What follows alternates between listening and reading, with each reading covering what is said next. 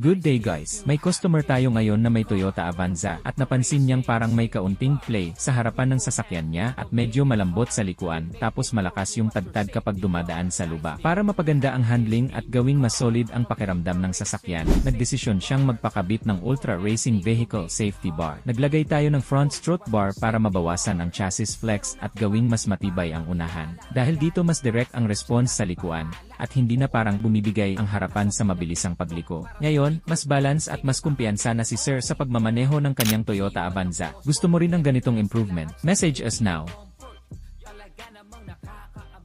Good day guys, may customer tayo ngayon na may Toyota Avanza at napansin niyang parang may kaunting play sa harapan ng sasakyan niya at medyo malambot sa likuan tapos malakas yung tagtad kapag dumadaan sa luba. Para mapaganda ang handling at gawing mas solid ang pakiramdam ng sasakyan, nagdesisyon siyang magpakabit ng Ultra Racing Vehicle Safety Bar. Naglagay tayo ng front strut bar para mabawasan ang chassis flex at gawing mas matibay ang unahan. Dahil dito mas direct ang response sa likuan at hindi na parang bumibigay ang harapan sa mabilisang pagliko. Ngayon, mas balance at mas kumpiyansa na si Sir sa pagmamaneho ng kanyang Toyota Avanza. Gusto mo rin ng ganitong improvement? Message us now.